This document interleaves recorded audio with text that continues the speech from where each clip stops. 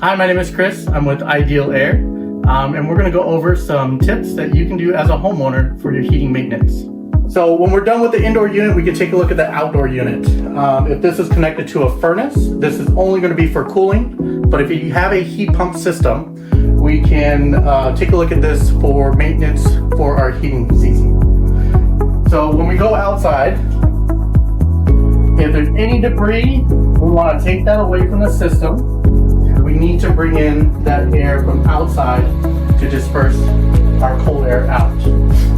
If there's anything overgrown in the area, we want to cut that back at least 18 inches. 24 inches is recommended, but 18 inches is fine as well. Once that is done, we can get our water hose and just rinse it. No pressure at all, just a regular pressure out of the hose. And we're going to start from the top and work our way down.